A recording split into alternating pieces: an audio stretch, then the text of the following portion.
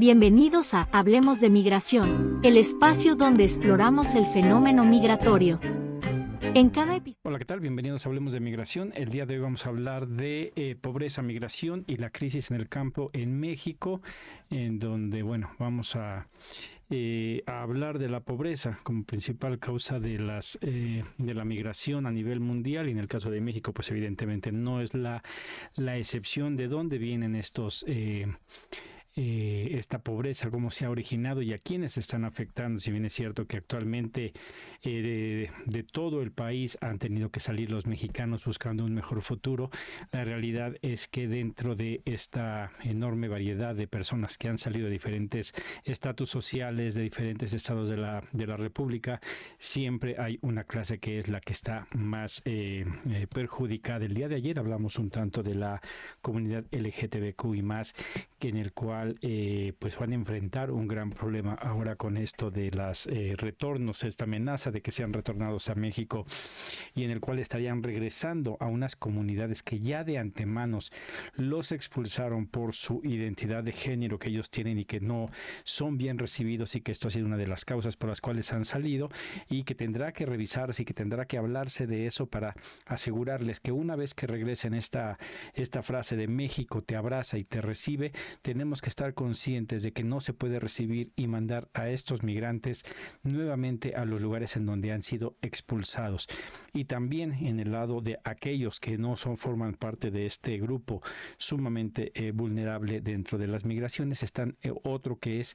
los más pobres, que son la gente del campo, la gente que no tiene ni siquiera la posibilidad de hablar español, que hablan lengua originaria, y los problemas que se están enfrentando el día de hoy esta comunidad sumamente importante en nuestro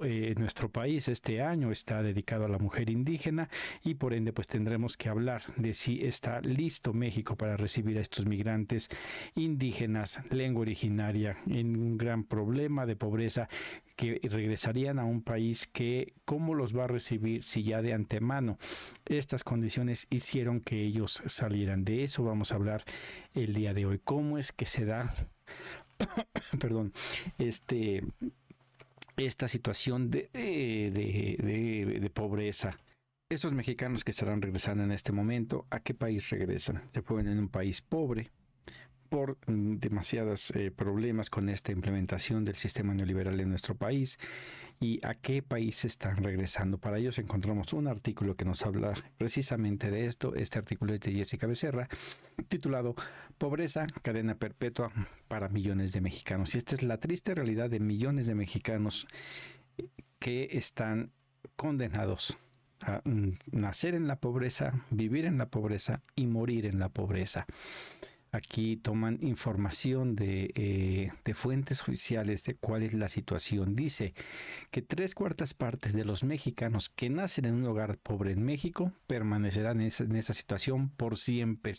¿Quién dice esto? Lo dice Julio Serrano Espinosa, quien es presidente del Centro de Estudios Espinosa Iglesias, el CEEY. En el seminario 30 años de la crisis financiera 1994-1995, dice, es una medición de la movilidad social intergeneracional. De 10 mexicanos que nacen en un lugar muy pobre, la mitad se quedan en ese mismo quintil cuando crecen. Y aunque subas un escalón, si naces en ese quintil más pobres, te sigues quedando en la pobreza. Dice que 1/4 parte de las personas que suben un escalón, y que solamente 3 de cada 100 mexicanos que nacen en un hogar muy pobre logran llegar al quintil de hogar más rico. O sea, es no imposible, pero muy difícil. Esto está tomado de acuerdo al Consejo Nacional de Evaluación de Políticas de Desarrollo Social, la Coneval. Nos dice que León, Guanajuato, Ecatepec de Morelos, el Estado de México e Iztapalapa, así como en la Ciudad de México, son los municipios que encabezan, Iztapalapa de la Ciudad de México, son los municipios que encabezan el mayor número de personas jóvenes en situación de pobreza. ¿Quiénes son estos que logran salir? pues la pobreza es la que obliga a que las personas tengan que emigrar y salir hacia Estados Unidos,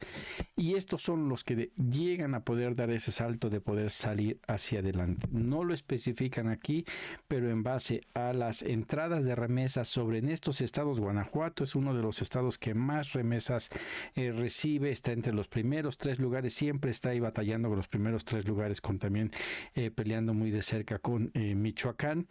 Estado de México, Ciudad de México son estados que también reciben bastantes remesas, y eso explica por qué muchos de estas personas que nacen en una pobreza extrema llegan a subir de nivel y no morir, no perecer en esta pobreza. Recordemos, son 11 millones de migrantes de mexicanos que se han ido, se habla de esas primeras generaciones, aproximadamente se calcula que hay como 40 millones entre primera, segunda y tercera generación, lo cual explica más o menos los números de aquellos que pueden llegar a salir. Evidentemente no quitamos la posibilidad de que algunos con mucho esfuerzo logren trabajar y salir de ahí, pero este estudio sí nos demuestra lo complejo que es, que solamente 3 de cada 100 logran llegar a un nivel estable en donde ellos pueden vivir y decir que no son pobres, que pertenecen a la clase rica, que igual habría que ver estos conceptos de qué consideran clase rica, porque en México inclusive aquellos que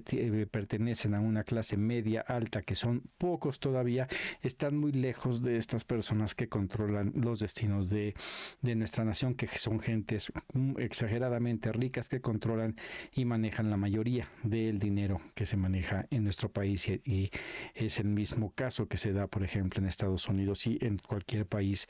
capitalista. Una minoría que contiene prácticamente todo el dinero, y una inmensa mayoría que tiene apenas sí para vivir. Aquí también, por ejemplo, nos dan datos como del 2020 a 2022, dice que hubieron avances importantes en la disminución de la pobreza para toda la población. Sin embargo, los niños y adolescentes siguen siendo el grupo de la población con niveles más altos en cuestión de pobreza. Y evidentemente aquí nos hace un recuento de lo que pasó. Ya nosotros lo manejamos y los invitamos a que lean nuestro boletín informativo del mes de febrero, en donde hablamos de este sistema neoliberal, cómo inicia en México, donde se implementa, se mete de lleno durante el gobierno de Carlos Salinas de Gortari, en el cual se firma al final de su sexenio este Tratado de Libre Comercio, en el cual asegura prácticamente entregar muchos de los recursos de la nación a Estados Unidos. Entre ellos, el más valioso es asegura que Estados Unidos tenga una mano de obra barata, de calidad, asegurándose que va a haber flujos migratorios irregulares que van en contra de los beneficios de que pudiese adquirir un mexicano yendo con algún tipo de convenio de trabajo para Estados Unidos, y que después, una vez que ya se firma este convenio, este Tratado de Libre Comercio, que a la larga trae el desmantelamiento del campo en México, lo que nos lleva a dejar de ser autosuficientes en cuestión alimentaria y tener que importar cosas tan importantes como el maíz para nuestro país, que es originario de aquí, tenemos que estarlo importando de Estados Unidos. Y esto y muchas otras cosas que se firman en el Tratado de Libre Comercio son impulsadas por Carlos Salinas de Gortari, pero después viene el broche de oro, este error de diciembre del 94, en donde el gobierno de Ernesto Zedillo, al no saber manejar los asuntos que deja pendientes Carlos Salinas de Gortari, decide liberar el peso. Viene una crisis muy muy dura, y la cual al final de cuentas llega el gobierno de Zedillo a rescatar a estas personas que hicieron lo que quisieron con el dinero de los mexicanos, con bancos que se endeudaron, empresas que también se endeudaron y que al final no pagaron porque se estaban yendo a la bancarrota, y que el gobierno de Ernesto Zedillo viene y lo rescata con el Fobaproa, en el cual al día de hoy seguimos sin saber quién se benefició, y es muy probable que personas como Ricardo Salinas Pliego, los dueños de Televisa y así de muchas empresas y bancos que todavía al día de hoy, después de ese rescate, siguen manejando esos mismos medios que ellos mismos estaban a punto de llevar a la quiebra, y si de no haber sido por este rescate financiero hubieran perdido todo. No solamente se les rescata para que no paguen eso, sino que se les permite seguir con esas concesiones, y el día de hoy son de las personas más ricas de nuestro país, y que habría que revisarse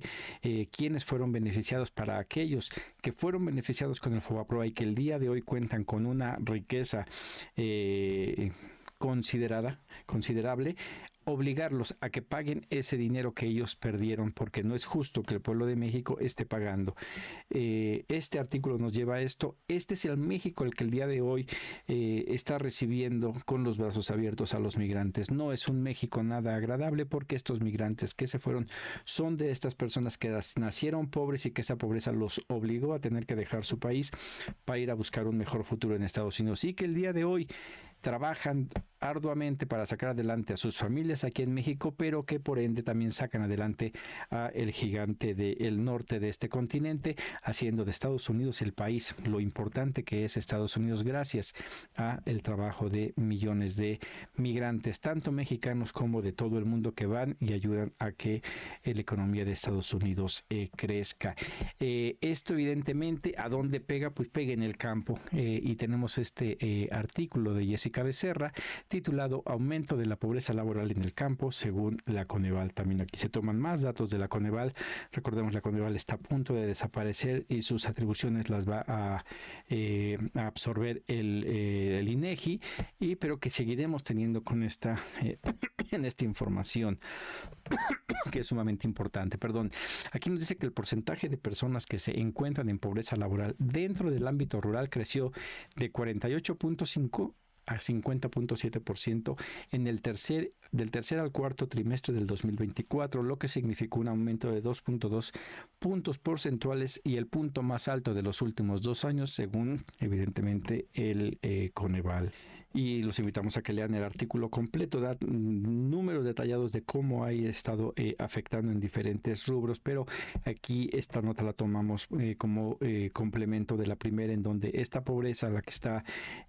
predestinada mucha de la población que nace el día de hoy pobre y que continuará, pega mucho más en nuestro campo mexicano, que tendremos que ver qué medidas se toman en el futuro por parte del gobierno para poder cambiar esto, porque si no, igual están regresando estas personas que vayan a ser deportadas de Estados Unidos hacia México, el regresarlos a un lugar que de por sí ya los había sacado de antemano, y que estos programas de gobierno no van a ser suficientes mientras no se reactive el campo en México. Y es una de las cosas importantes y que todavía se está debatiendo en el Senado de México en estos días, es exactamente el prohibir esto del maíz transgénico. Se debe de proteger el maíz mexicano. Más allá de protegerlo, se debe de invertir y buscar medidas para que México vuelva a ser redituable para los campesinos, quedarse en sus tierras y estar produciendo. No puede ser posible que el campo mexicano, nuestros campesinos, prefieran irse a Estados Unidos para sembrar lo mismo que sembrarían aquí, porque allá ganan más dinero. Es una de las cosas ilógicas, pero que se aseguraron con este Tratado de Libre Comercio, y que en esta reestructuración que viene y esta revisión habría que ver cómo se presenta México, tomando en cuenta que Donald Trump el día de hoy no está respetando, al menos está bravuconeando mucho con las medidas arancelarias, sin voltear a ver que hay un Tratado de Libre Comercio que debería de estarse respetando. Vamos a ver cómo va a avanzar. Aún falta todavía tiempo para esta revisión del Tratado de Libre Comercio con Estados Unidos y Canadá, pero que el campo mexicano tendrá que ser uno de los lugares específicos, de los aspectos específicos que tendrán que protegerse. Recordemos que durante la llegada del gobierno de Andrés Manuel López Obrador estaba a punto de entregarse los energéticos a Estados Unidos, y se logró parar eso. Ha habido reformas constitucionales para proteger nuestros recursos naturales en cuestión de minerales, del petróleo, y que en esta ocasión se debe de proteger el campo. Rescatar el campo es primordial porque muchos de nuestros migrantes que están en Estados Unidos son personas que salieron del campo y que pues históricamente han padecido todos los problemas de discriminación. Y esto nos lleva al último tema del día de hoy, en el cual uno de los tantos riesgos que presentan estas comunidades de personas del campo, que muchas de ellos son indígenas que todavía hablan lengua original. ¿Cuál es la problemática que viene? Lo hemos mencionado nosotros, el cual para nosotros los migrantes que están en Estados Unidos, que son de pueblos indígenas,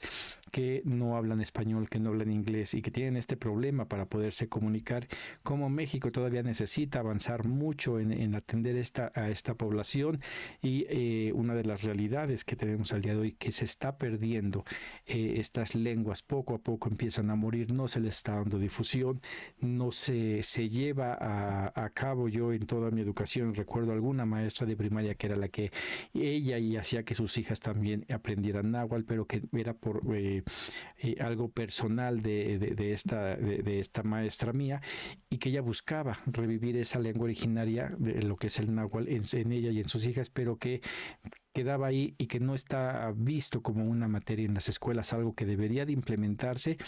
en todos lados, pero específicamente en las comunidades donde son originarias estas personas. ¿Qué es lo que está pasando con la lengua originaria? Aquí encontramos un artículo de Arturo Sánchez Jiménez y Alma E. Muñoz titulado "Preocupa baja de personas que utilicen alguna lengua indígena". Aquí nos dice que México enfrenta la desaparición de lenguas indígenas debido a la falta de transmisión intergeneracional. Dice que 8 lenguas ya no son aprendidas por las nuevas generaciones, lo que pone en riesgo la diversidad lingüística del país. De acuerdo con el gobierno federal, en el contexto del Día Internacional de la Lengua Materna, la subsecretaria de Ciencias y Humanidades, Violeta Vázquez Rojas Maldonado, destacó que incluso algunas que tienen muchos hablantes, como el náhuatl y el maya, enfrentan la pérdida de gente que las domine. Advirtió que si esta tendencia continúa, su permanencia a largo plazo podría estar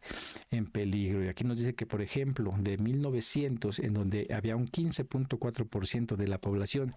que usaba al menos una lengua, en el 2020 esa cifra cayó al 6.2%. Y nos dice, por ejemplo, que la lengua Kumiai, Tlahuica, Papago, Paipai, Gatok, Oluteco, y Teco ya no tienen nuevos hablantes, mientras el maya, náhuatl y otomí registran tasas de pérdidas entre el 45 y el 70%, según datos del Colegio de México. Y es otra de las cosas: aquellos migrantes de lengua originaria que sean repatriados, que lleguen a México, corren el riesgo de llegar al país y que su lengua ya no sea hablada. Es algo que igual, así como el rescate al campo, tendrá que haber un